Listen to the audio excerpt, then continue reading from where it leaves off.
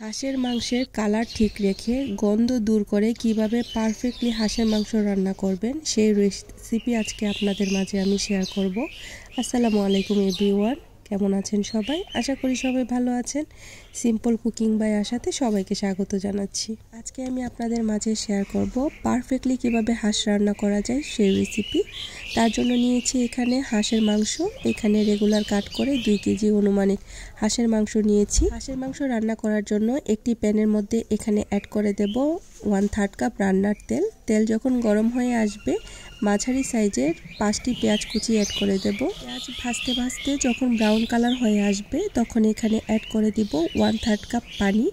পানি অ্যাড করার পর এখানে অ্যাড করে দেব উঁচু উঁচু করে 1 চা চামচ রসুন বাটা, 1 চা চামচ আদা বাটা।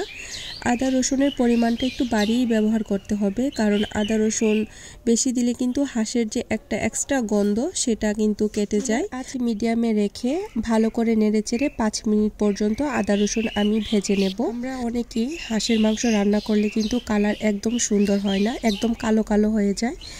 তার জন্য প্রথম অবস্থাতেই হাঁসের মধ্যে 1 টেবিল চামচ ভিনেগার আর পরিমাণ মতো পানি দিয়ে হাঁসের মাংসটা 15 মিনিটের মতো ভিজিয়ে রাখবেন। ভিজিয়ে রাখলে দেখা যাবে যে হাঁসের মধ্যে যে একটা এক্সট্রা গন্ধ আছে সেটাও চলে যায়। হাঁসের রান্নার পর কিন্তু কালারটাও খুব সুন্দর হয়।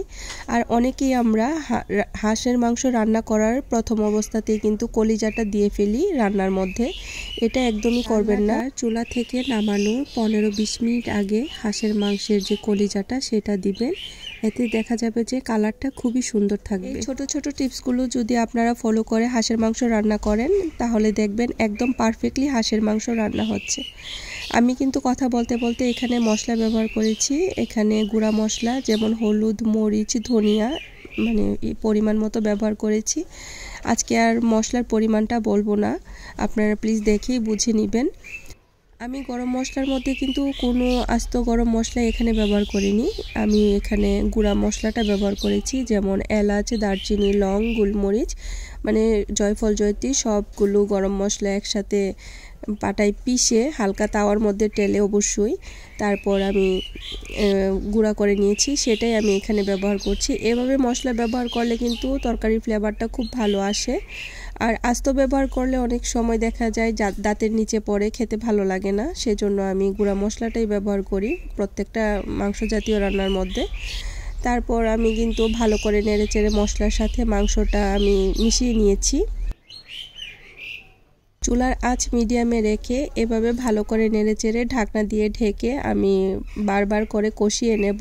যত কষানো হবে যে কোনো রান্না কিন্তু খেতে ততই ভালো হয়। আমার এই সিম্পল রান্নাগুলো যদি আপনাদের কাছে ভালো লেগে থাকে প্লিজ লাইক, শেয়ার, কমেন্টস করবেন। আর যারা আমার চ্যানেলটি এখনও সাবস্ক্রাইব করেননি সবার কাছে অনুরোধ রইল সবাই সাবস্ক্রাইব করে আমার সাথেই থেকে যাবেন। শীতের সময় কিন্তু হাঁস রান্না আমাদের প্রত্যেকটা বাঙালির ঘরে ঘরেই কম বেশি হয়ে থাকে। তো এভাবে টিপস ফলো করে আপনারা অবশ্যই বাসায় ট্রাই করে দেখবেন, আশা করি অবশ্যই আপনাদের ভালো লাগবে। এভাবে ভালো করে নেড়েচেড়ে আমি কিন্তু হাঁসের মাংসটা 70% পর্যন্ত সেদ্ধ করে নিয়েছি। তো যখন মাংসটা 70% সেদ্ধ হয়ে যাবে তখন এখানে আমি কিছুটা কাঁচা পেঁয়াজ ইউজ করছি। পেঁয়াজ রান্না করলে অবশ্যই এভাবে রান্না করবেন, আশা করি অবশ্যই আপনাদের ভালো লাগবে। পেঁয়াজ অ্যাড করার পর ভালো করে নেড়েচেড়ে মিশিয়ে নিচ্ছি। এই পর্যায়ে কিন্তু চুলার আঁচ মিডিয়াম আছে। তারপর ঢাকনা দিয়ে ঢেকে 10 মিনিটের মতো রান্না করে নেব, কারণ পেঁয়াজটা কিছুটা নরম হওয়া পর্যন্ত অপেক্ষা করব। 10 মিনিট পর ঢাকনা তুলে আবারও কিছুটা নেড়েচেড়ে মিশিয়ে নেব। এভাবেই তৈরি করে নিন হাঁসের মাংসের দো পেঁয়াজা। আশা করি আপনাদের ভালো লেগেছে। আজকে এ পর্যন্ত, পরবর্তী নতুন আরেকটু রেসিপির সাথে দেখা হবে ইনশাআল্লাহ। সবাই অনেক বেশি ভালো থাকবেন। আল্লাহ হাফেজ।